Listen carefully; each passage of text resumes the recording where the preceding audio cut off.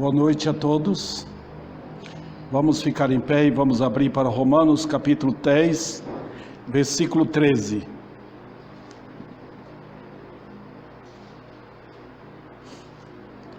Porque todo aquele que invocar o nome do Senhor será salvo.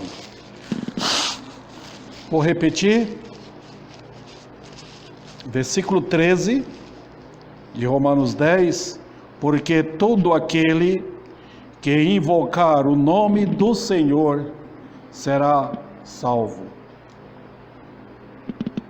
Vamos orar.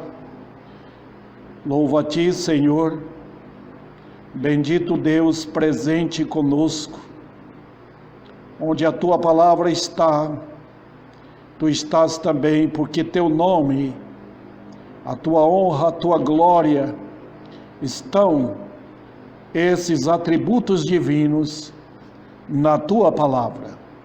Então, que Teu servo possa pregar esta mensagem fundado em Teu poder, sob a liderança da graça. Chega, Senhor, aos corações. Nós estamos precisando desse avivamento em toda Ribeirão Preto, bem como em todo o Brasil. E para isso, nós carecemos de Ti, para que pecadores, com corações atribulados, dilacerados pela dor da culpa do pecar, possam vir à busca dessa tão grande salvação. Nós Te pedimos e Te agradecemos, em nome de Cristo. Amém. Podeis assentar, irmãos. O tema da mensagem hoje à noite é sobre a grande promessa da salvação. É costume meu pregar todo domingo à noite aqui, mensagens que tenham aquela vertente de evangelismo, que encaminham para explicar o poder da salvação que é em Cristo. Hoje eu trago essa mensagem aqui, e vale a pena considerarmos este versículo, porque ele está basicamente em 4 passagens na Bíblia. Está no Salmo, se não me engano, o Salmo 36 ou 37. Está em Joel, capítulo 2. Está em Atos, capítulo 2. E está aqui em Romanos. Talvez tenha outro livro, outra carta, eu não estou lembrando agora, onde está esse versículo tão dinâmico, tão maravilhoso, tão belo, tão glorioso, que é esse versículo aqui. E vale a pena explicar o contexto. Quando Paulo abriu ou escreveu o capítulo 10 de Romanos, sabe o que ele estava fazendo? Ele estava quase que completando um assunto que vinha desde o capítulo 9 de Romanos. Então eu peço sua atenção.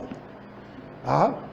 A sua atenção vai valer a pena, porque Romanos é uma carta incrivelmente especial para a nossa compreensão da salvação. No capítulo 9, Paulo abre o cenário para falar o que Deus fez com os judeus. A pergunta é esta: o que Deus fez com os judeus? O evangelho não era para os judeus? Ele começa a carta dizendo: não me envergonho do evangelho, porque é o poder de Deus para a salvação de todo aquele que crê, primeiro do judeu e também do gentio.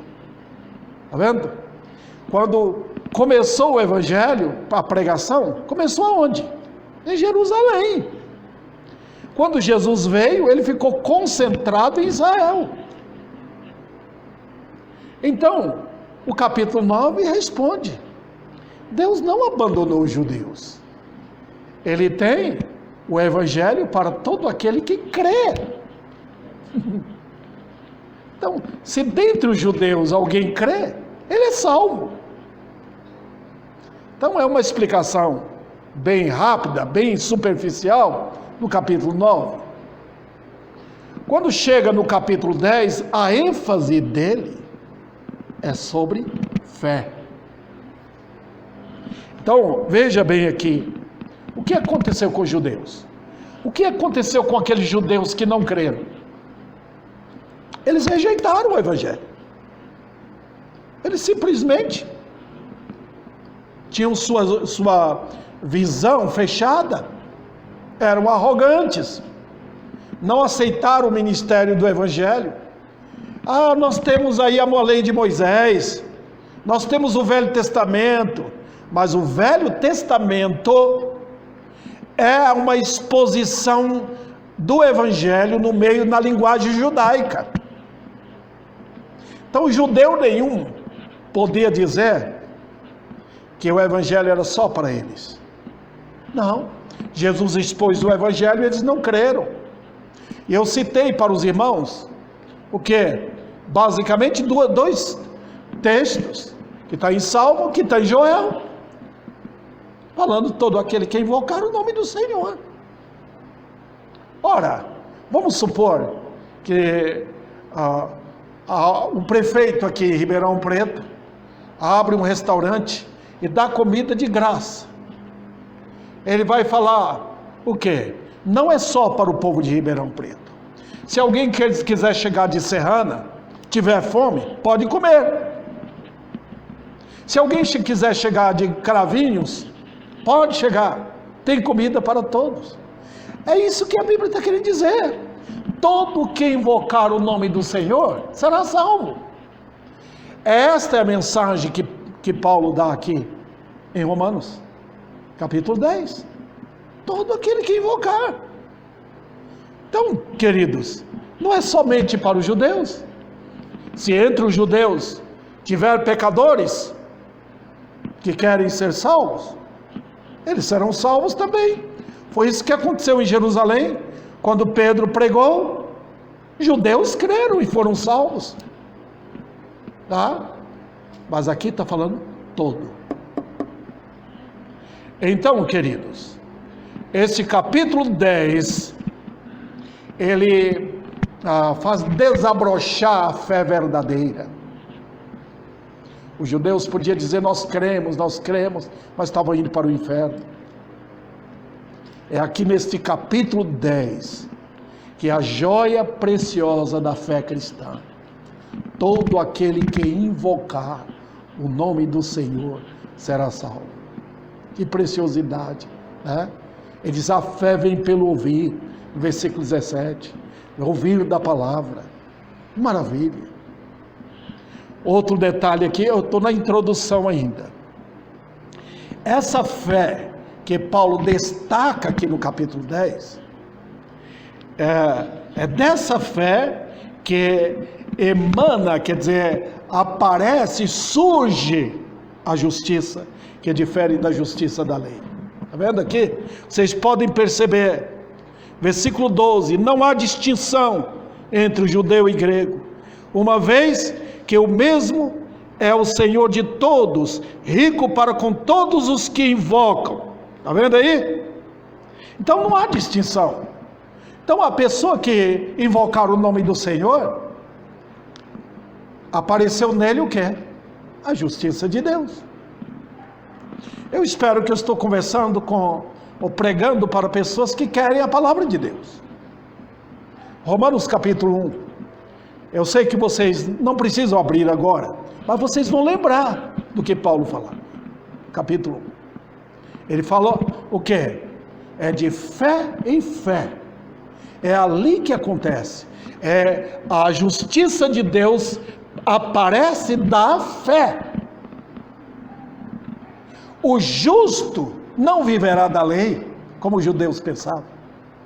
O justo vive da fé. Foi isso que Abacuque falou em outras palavras. É a mesma coisa.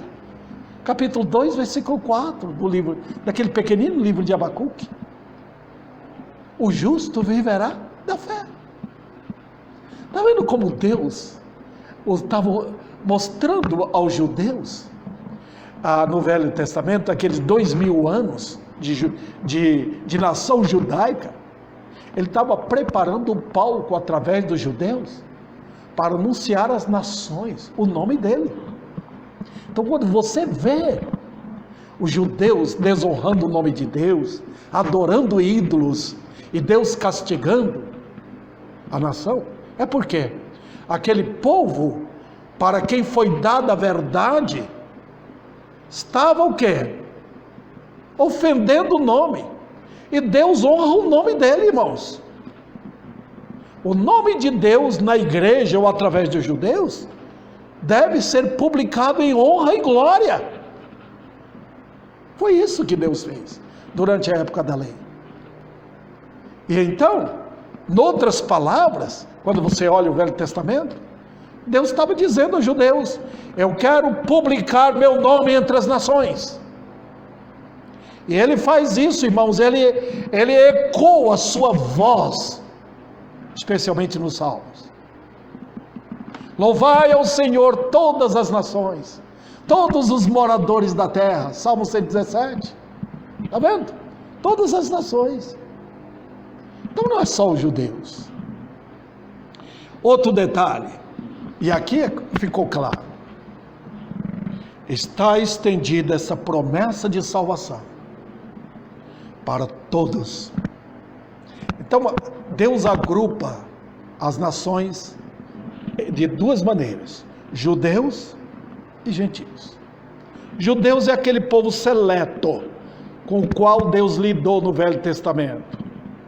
Os gentios, coloca todos: brasileiros, americanos, indianos, chineses, japoneses, todos, de todas as nações, de todas as ilhas, de todas as tribos, de todos os reis da terra, todas as nações, os gentios. Então, o que Cristo fez na morte dele? Ele rasgou o véu do templo.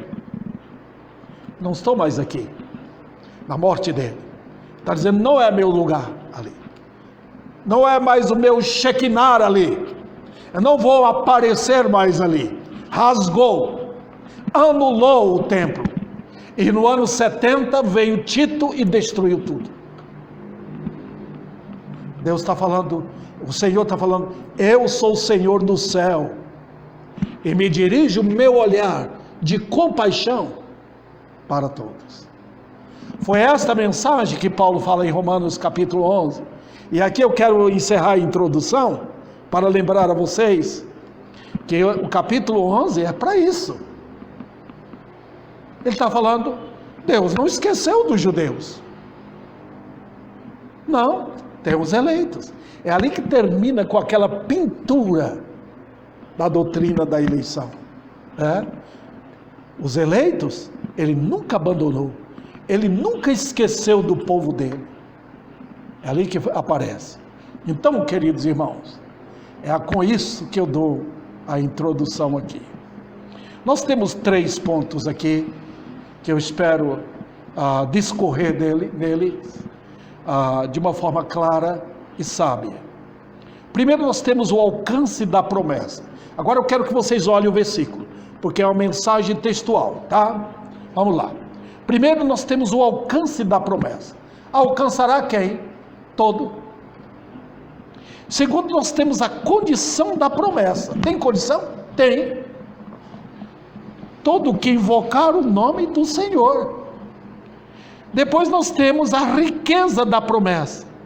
O nome do Senhor. Mas eu tenho um ponto a mais. Eu falei 3, mas são 4. E nós temos o alvo, a final da promessa. Será salvo. Vamos então caminhar nesse roteiro? Vamos lá. Primeiro lugar, o alcance da promessa. Todo. Eu gosto dessa palavra. Todo. Cristo morreu por todos. E agora aqui eu não quero tratar de eleição, eu quero tratar da promessa. Para todas as nações. Meus irmãos, vocês que amam a Bíblia, olha como Deus mostra isso, irmãos. Nós nunca podemos desarrumar a Bíblia, gostar apenas de uma parte dela, isolar textos, como muitos fazem. É perigoso isso.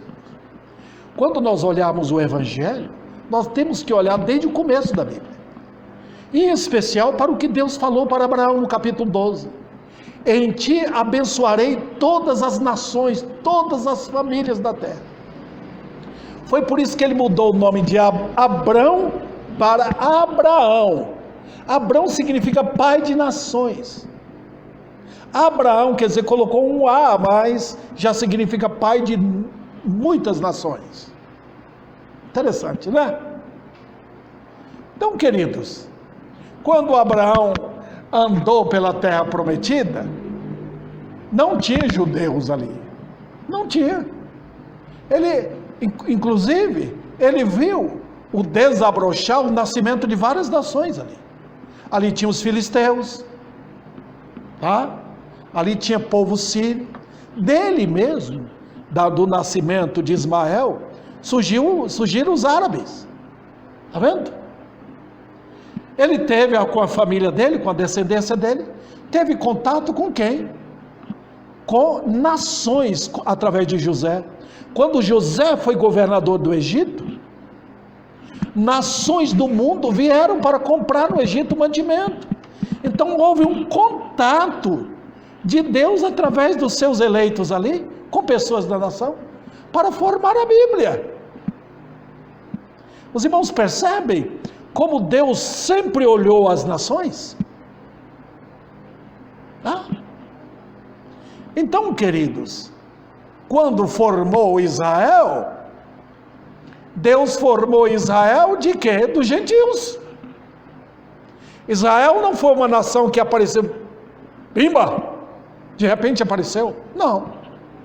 Deus tirou Abraão da Mesopotâmia, de um povo idólatra. Ele fala isso em Josué capítulo 24, tá?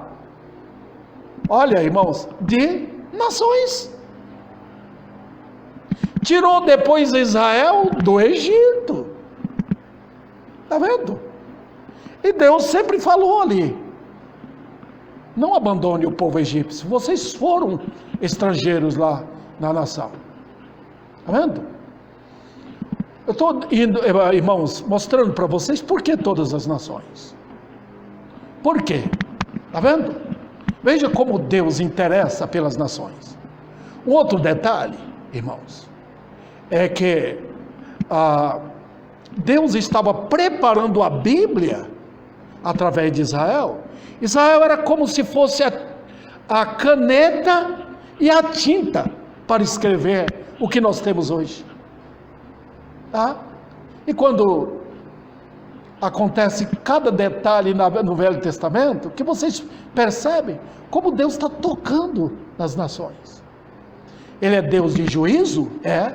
A história do Velho Testamento, eu quando dava aula, eu sempre falava, quando dei aula sobre os livros do Velho Testamento, né? Análise do Velho Testamento, falei que no Velho Testamento havia como que guerra entre deuses. Está vendo? Quando Israel levantava para guerrear contra outra nação, era como para os gentios, como se houvesse uma briga entre os deuses. Agora, nós estamos falando isso na linguagem dos gentios. Mas Deus estava mostrando a todas as nações que Ele, o Deus de Israel, era o verdadeiro Deus. Então aquele juízo, nações derrotadas por Israel, era uma prova disso. Quando Deus levantou Davi, por exemplo, Davi foi um tipo de um general de exército. Ele enfrentou as nações. Então, a vitória do Deus de Israel, Deus estava mostrando às nações que Ele, o Deus de Israel, é o Deus vivo e verdadeiro. A Bíblia não estava pronta ainda. Cristo não tinha vindo ainda. Então, estava preparando o cenário bíblico para isso, irmãos. Eu vou ser rápido aqui, porque senão nos atrasa neste assunto aqui. Veja, só para mostrar para os irmãos, que quando Jesus nasceu, Belém estava dormindo. Jerusalém estava dormindo. Mas quem veio para ver Jesus? Lá na manjedoura? Reis magos. Vieram do Oriente. Como foi que esses homens ficaram sabendo? Como foi? Rapidamente, eu celebro essa história com os irmãos para falar o quê? No Velho Testamento, Deus testificou que Ele opera a salvação entre os gentios. Veja como Ele salvou Raabe. Como foi que aquela prostituta se converteu? Uma mulher que não era dos judeus. E ela foi encaixada na descendência de Cristo. Olha Ruth, a moabita. Como foi que Ruth foi chamada por Deus para se converter ao Deus da sua sogra? E ela foi para Belém com ela. E ela entrou na linhagem de Cristo. E assim, irmãos, tem várias ocasiões dentro da Bíblia, inserida ali na história, de momentos que Deus lida com gentios, e eles são salvos. E é assim. Então, irmãos, todas as nações. E agora, em pleno século 21, o que nós temos? Olha, queridos irmãos, eu dou glória a Deus pelo meu país. O Brasil tem sido abençoado com o Evangelho. Olha os Estados Unidos, olha tribos que nunca tiveram Bíblia. Deus mandou missionários para vários lugares, as nações. Eu quero passar rapidamente para o segundo subponto aqui. Pessoas de qualquer cor. Aqui não tem esse negócio de discriminação, não. Os etíopes têm ouvido do Evangelho. Os africanos têm. Eu tenho amigos no Facebook que são africanos, crentes. Tribos de índios. Lá no livro de Jeremias, fala de um africano que livrou Jeremias de morrer numa cisterna que jogaram ele lá. Um etíope. Veja, queridos irmãos, não tem diferença não. Então Deus não olha a cor da pele. Nós temos que amar os nossos semelhantes.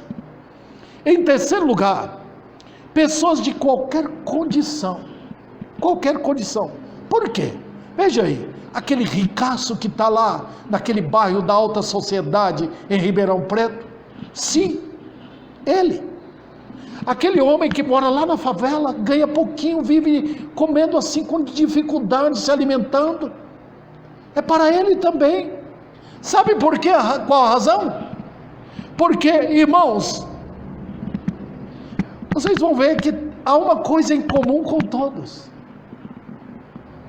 Todos, ricos, pobres, cultos, ignorantes, todos eles precisam de duas coisas, humanamente falando: água e comida. Se você tirar a água aqui em Ribeirão Preto, todos vão padecer. Se houver uma seca tremenda aqui, ricos e pobres vão clamar, porque vão morrer de sede. Os irmãos percebem como a Bíblia ilustra a mensagem dada como água e pão, porque é essencial para todos.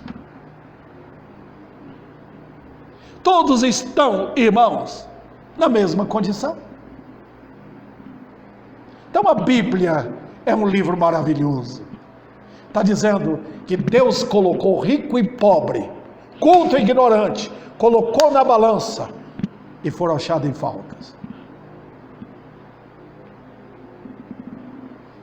Vamos então para o segundo ponto. A condição da promessa.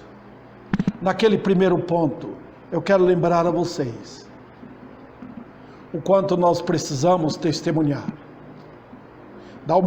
Eu sempre cito, crentes, Deus não nos chamou para ganhar pessoas para Cristo, não. Ele nos chamou para testemunhar em santidade. Quando nós testemunhamos em santidade, quando nós vivemos em santidade de vida, Deus começa a colocar pessoas na nossa vida, interessadas pelo Evangelho. Não é para correr para trás de pessoas, é para dar um bom testemunho de santidade de vida. A Bíblia diz para a gente ficar preparado para qualquer situação. Naqueles momentos, saber dar resposta clara. Você está no serviço, você está com seus vizinhos ali, eles começam a olhar para a sua vida. O que está acontecendo hoje é que muitos que dizem que são crentes, não vivem como crentes, estão mais interessados em ganhar pessoas para a sua igreja. E não é isso que a Bíblia ensina. Testemunhe com uma vida vigorosamente santo, dedicado a Deus. E você vai, sem dúvida alguma, ter pessoas querendo saber quem é o seu Deus.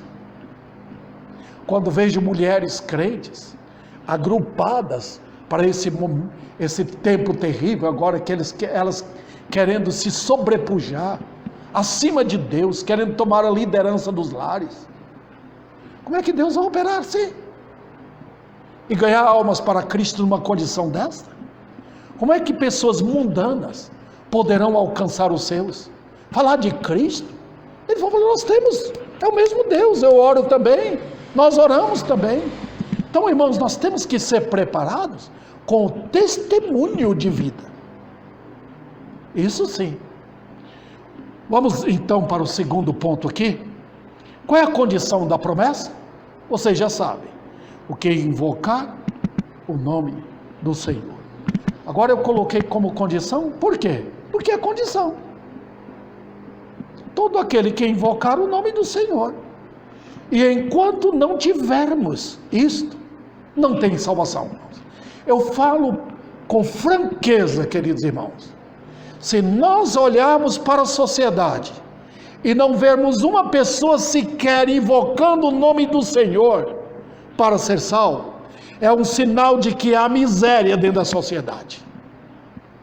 Então não forcemos a barra. Não forcemos. O que está acontecendo hoje é que é um forçar a situação. Nós queremos pessoas dentro da igreja. Mas se a pessoa nunca invocar, como é que ela vai ser salva? Irmãos, invocação é um sinal claro de que a pessoa está precisando de alguma coisa. Se eu passo na casa de alguém, morrendo de sede, eu bato na porta, me dá um copo d'água, toca a campainha, a pessoa está aqui, um copo d'água. O que é que eu estou fazendo? Eu estou invocando. Quando nós estamos em perigo dentro de casa, e talvez um ladrão queira entrar, nós usamos o celular, o telefone, para chamar a polícia. Nós estamos invocando a ajuda da polícia. Se é meia-noite eu acordo sentindo um problema sério no meu corpo, então, no meio das dores, eu vou pedir para alguém me levar ao médico. Isso é invocação, queridos irmãos. Então, quem nunca invocou o nome do Senhor, como é que vai ser salvo? Os irmãos percebem? Queridos irmãos, não estou falando de entrar na igreja gritando. Eu estou falando de invocação do coração. Só isso. Aqui está falando do homem lá dentro, do homem espiritual. Alguém que está procurando um Salvador. Alguém que está procurando uma resposta para a sua vida eterna. É alguém que está perdido. Será que eu posso, vamos dizer assim, realçar mais isso? A pessoa que invoca o nome do Senhor, ela está perdida. Ficou claro então? Os irmãos percebem? Então eu mostrei em primeiro lugar que invocação revela uma situação. E uma situação desesperadora. Os irmãos lembram, eu já citei aqui várias vezes, aquela mulher adúltera, como ela chegou para Jesus Cristo, como ela estava chorando. Ela não estava pedindo o lar dela de volta, Ela não estava pedindo que ela fosse bem aceita na sociedade. Ela queria paz. Paz com Deus. O perdão dos seus pecados. Quando Jesus falou, teus pecados estão perdoados. Vai-te em paz. Era isso que ela queria. Ela estava perdida, aquela pobre mulher. A invocação, irmão, não é igual a todo mundo. Quando Jesus entrou na casa de Zaqueu, Zaqueu imediatamente levou Jesus. Vamos aqui. Olha, foi para ele um prazer. Ele estava querendo saber quem é ele. Era uma alma que estava invocando a verdade. Na cruz, aquele ladrão invocou: lembra-te de mim quando entrares no teu reino. Raabe, a prostituta lá de Josué, capítulo 2, invocou também: por favor, livra a minha família. Veja, queridos irmãos, aquelas 3.000 almas lá do dia de Pentecostes, a Bíblia diz que o coração deles estava compungido. Eles estavam querendo alguma coisa. O que faremos, irmãos? Tem resposta. Queridos irmãos, é isso que é invocação. Essa condição de invocação leva à humilhação. Eu falo isso, irmãos, porque o que está acontecendo hoje no meio evangélico, em geral, é que não há humilhação. O propósito do evangelho é levar o homem a humilhar. O que está acontecendo hoje? Orgulho. A religião hoje, até chamada evangélica, é orgulho. Resume tudo isso em soberba do homem. Mas a meta do evangelho é humilhar. Não, você não quer ser humilhado, mas a Bíblia humilha. Se você quer subir ao céu, você tem que descer primeiro. Deus nunca pega alguém que está lá em cima no orgulho e leva de lá de cima para o alto. Nunca. Deus primeiramente põe o homem no pó, no desespero, para depois levá-lo ao Salvador. Se você quiser conhecer a Cristo, você tem que subir no monte, carregando os seus pecados, chegando perante Ele, perante o Rei da Glória que foi crucificado, para dizer: Senhor, tira o meu fardo. Eu não aguento mais viver com isto. Nós vivemos numa época, irmãos, quando Satanás, ele está sendo, vamos dizer assim, um jumento de carga. Ele está fazendo todo o esforço para tirar o peso dos pecadores, para que os pecadores se sintam bem. Ele tem feito de tudo para criar novas religiões modernas, chamadas evangélicas, para ver se todo mundo sente paz no pecado. Está vendo isso? Mas é um trabalho inútil, porque quando Deus entra em cena, a primeira coisa que acontece, Ele faz com que os homens, mulheres, jovens, moças, rapazes, todos começam a sentir os seus pecados. Aí eles vão buscar. O que está acontecendo conosco hoje? Não temos ninguém invocando. Por quê? Falta humilhação. Outro detalhe é que a invocação revela mudança. O homem, quando busca Cristo, é porque ele não é o mesmo mais. O arrogante homem no pecado, o pingunço, o adúltero, o mentiroso, o soberbo, o dono de si, o que quer viver como ele bem quer, tudo muda. Deixa um homem buscar um Salvador e vocês vão ver o que é isso.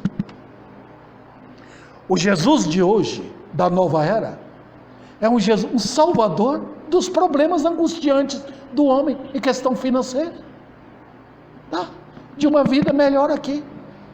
Mas escutem, deixe os homens sentir que estão afundando no lodaçal do pecado, e vocês vão saber o que é invocar o nome do Senhor.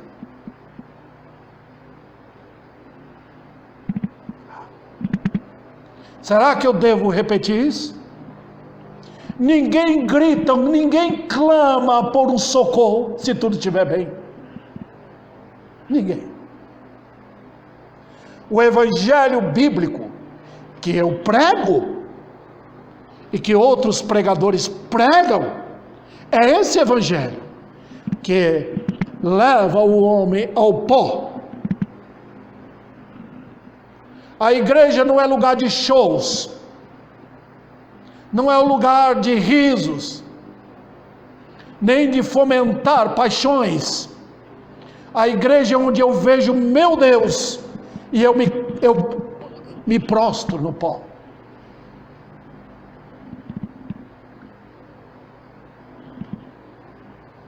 A condição também revela conhecimento. Que eu estou sabendo alguma coisa agora. Eu estou sabendo da minha condição. Eu estou sabendo da minha miséria. Eu estou sabendo que eu vou para o inferno. Eu pequei contra Deus. Jessé trouxe um hino aqui incrivelmente necessário para esse momento. Atribulado o coração. Olha como esse hino convida pessoas atribuladas, dilacerados pela dor da culpa do pecado. Está vendo, queridos irmãos, o que é necessário? Veja, agora os homens estão entendendo. Quem me poderá salvar? Minha condição é esta. Eu estou indo para o inferno. Eu sei que se eu morrer agora, eu irei para o castigo eterno. Deus me livre disso. Quem vai me salvar? Aí que aparece o glorioso Senhor, a fonte da água viva. Essa condição também revela um milagre incrível, irmãos. Porque quando nós começarmos a ver pecadores chegando, é porque Deus está atuando. É porque esse meu Senhor baixou-se em sua misericórdia aqui na terra. Foi isso que ele fez em Nínive, queridos irmãos. Quando ele entrou lá com sua compaixão, a cidade inteira se humilhou, se arrependeu. Impressionante, queridos irmãos. Olha o que Deus faz. Quando nós vemos pecadores clamando, não pessoas dizendo que são crentes marchando para Jesus, nós não precisamos disso. Nós queremos pessoas chorando os seus pecados, chorando na alma, não precisa ser nas lágrimas na face, não, mas chorando os seus pecados no coração. Que há de ser de mim? Então é Deus atuando, não sou eu. Eu não posso falar o coração de ninguém. Eu posso pregar, eu posso ser o porta-voz de Deus, mas eu não posso salvar ninguém. Então, queridos, eu termino essa parte aqui dizendo que foi sempre assim que Deus lidou com os homens, sempre. Porque quando ele não lida assim, é sinal de que ele está lidando com juízo. Quando Deus não traz a bagagem da graça, ele está trazendo o arsenal de armas dele. Quando Deus não vem em compaixão por um povo, é porque ele vem em guerra contra o povo.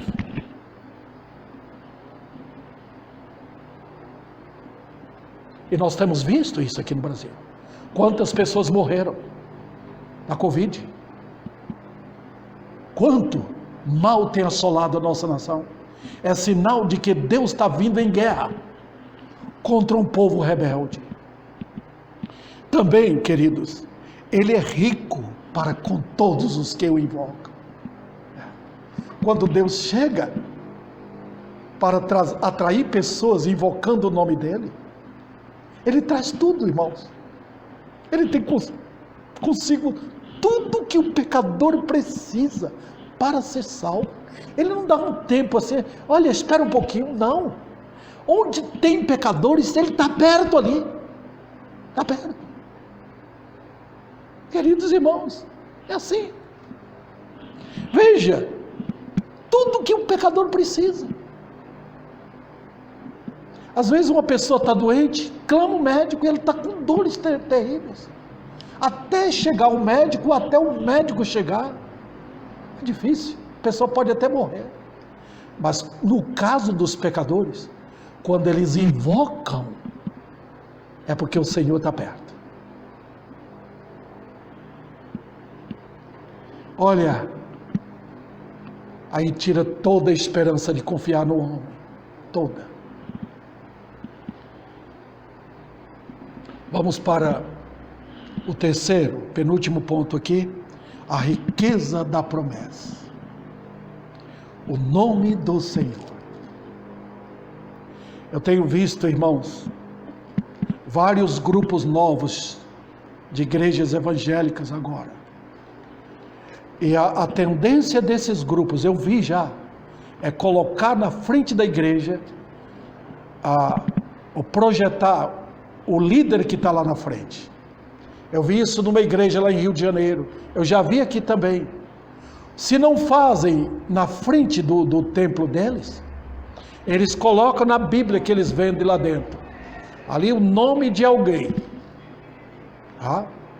Eu conheci uma igreja lá em Uberlândia, o nome do pastor que estava à frente era um nome celebrado. Todo mundo estava em volta desse nome. Sabe o que chama isso? Idolatria. Idolatria. Onde Deus é glorificado, o nome do homem é colocado de lado. Não brilha a glória do homem, de maneira nenhuma. Onde o pastor é exaltado, Senhor Jesus não está ali. Não. Você sabe que nós estamos vivendo nesse espírito humanista hoje? E os homens estão procurando uma muleta para andar. E encontra isso nos homens. Aqui não. O versículo 13. É o nome do Senhor. E, queridos irmãos, deixa eu realçar um pouco isso aqui. É o nome exaltado pelo Pai. Nome exaltado. Lembra quando os apóstolos iam pregar? Eles pregavam não para se aparecerem. Eles pregavam para exaltar o nome do Senhor. Em nome desse Senhor, em nome de Jesus. Está vendo?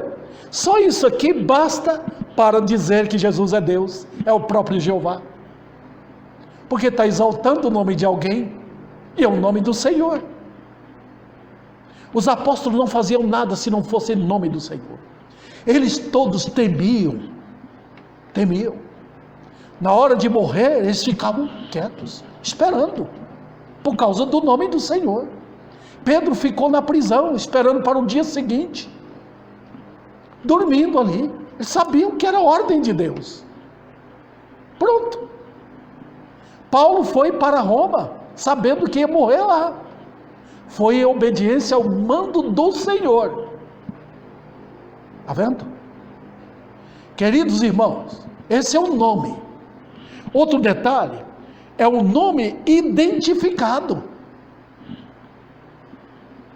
Deus exaltou o nome do Senhor. Jesus foi banido aqui neste mundo, foi crucificado, rejeitado pelos céus, e até na cruz, o próprio Pai o abandonou. Então todos os poderes das trevas e o mundo, e até os eleitos também, ficaram de longe, onde o nosso Senhor foi, para nos trazer salvação. Depois da ressurreição dele, o Pai pegou o nome e exaltou, conforme diz Filipenses capítulo 2, acima de todo nome. Que coisa maravilhosa! Para que ao nome de Jesus se dobre todo o joelho. Olha, irmãos, a multidão de milhões e milhões que vão estar lá no céu, naquele grande dia, celebrarão o quê? O nome do Cordeiro. Aparece demais em Apocalipse. O nome do Cordeiro. Todos ajoelhados lá, proclamando a glória dele. Então, quando carregamos esse nome, não proferimos banalmente, não proferimos para brincar com o diabo, em nome de Jesus. Não. nós proferimos em sabedoria, em obediência, no comando dele. Eu vos envio. Eu vos envio.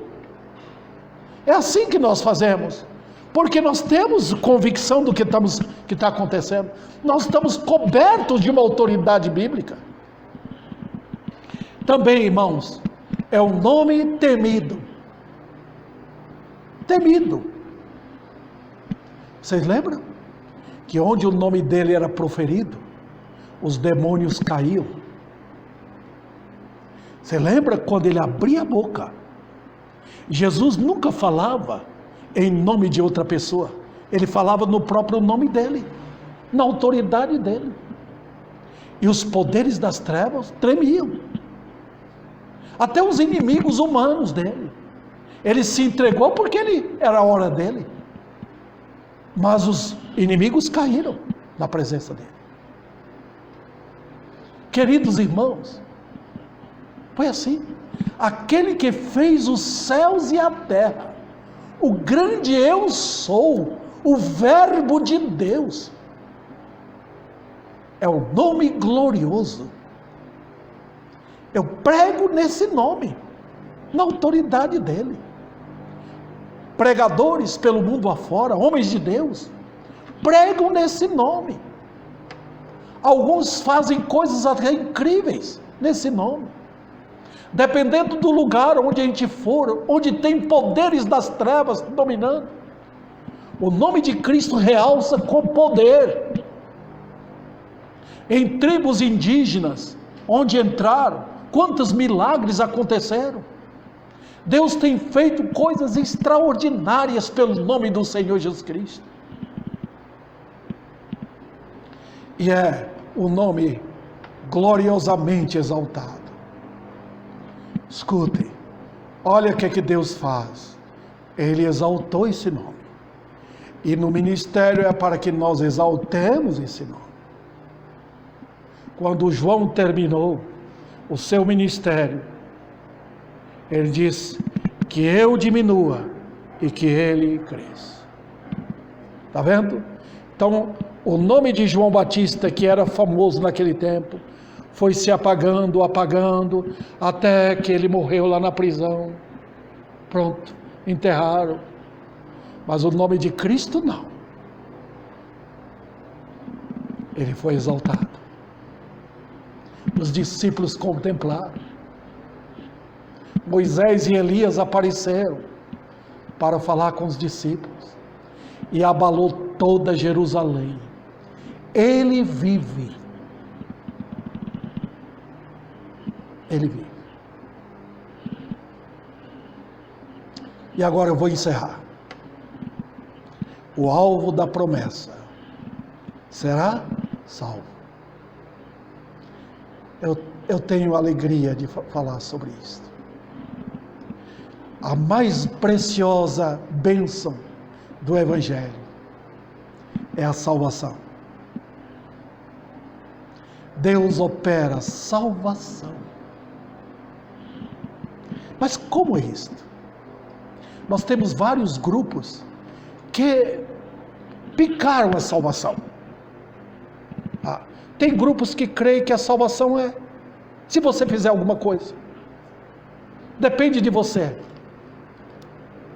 Mas escutem, a Bíblia diz, será salvo.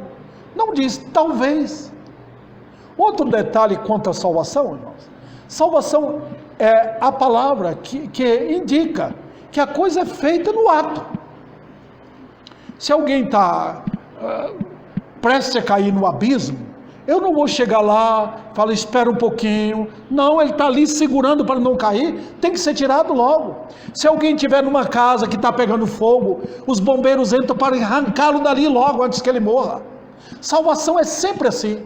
Se eu quero escapar de morrer de sede, a água vem e me tira a sede logo. Salvação é imediata, não é processo. Na salvação é assim. Salvação de quê? 3 coisas. Da condenação eterna. Quando o ladrão foi salvo ali, Jesus estabeleceu firmemente: hoje mesmo tu estarás comigo. Ele não precisou vir, voltar para os pais dele, frequentar um lugar religioso. Não, porque na hora da morte ele foi salvo e levado para o céu. Quantas pessoas foram salvas assim na hora da morte? Salvação imediata. Salvação da penalidade. Não tem mais inferno. Você que invoca o nome do Senhor para ser salvo, é na hora. Crê em Jesus como seu Salvador, e você é salvo agora mesmo. Segundo lugar, tem outro aspecto da salvação: salvação do poder do pecado. Quando a pessoa é salva do inferno, Cristo garante que vai ser o seu pastor, guiá-lo, vai lhe dar o Espírito para habitar nele, para conduzir pelo caminho certo. O salvo é assim. Todo dia ele enfrenta o poder do pecado na carne, o poder das tentações mundanas, o poder do diabo que vem contra ele, e ele sabe orar, ele volta para o seu Senhor, seu Deus, e ele sempre está buscando: Senhor, me livra disto. Não é assim? Salvação do poder do pecado. E finalmente, o terceiro aspecto: salvação da presença do pecado. Vai chegar aquele dia, como chegou para os crentes que já morreram, que nunca mais vai ter pecado, nunca mais eu vou desonrar o nome do Senhor, nunca mais, é para sempre. Quando a morte chegar, o Senhor vai me tirar desse âmbito maligno, para estar com Ele, no lugar onde nunca mais enfrentarei os inimigos que eu enfrento aqui. Talvez nesta noite tenha alguma alma que está desejosa de ser salva, algum pecador arrependido dos seus pecados. Invoque agora. Jesus está perto de você, Ele está longe dos orgulhosos, Ele deixa os orgulhosos à distância, mas Ele está perto de qualquer alma, homem, mulher, não importa se você é rico ou pobre, Ele está perto se você está invocando o nome dEle para você ser salvo. Neste momento, creia nele agora e você será salvo. Ele vai dar paz ao seu coração, Ele vai tirar o fardo do pecado que lhe oprime, e vai fazer de você uma nova criatura para andar com Deus neste mundo até chegar ao céu.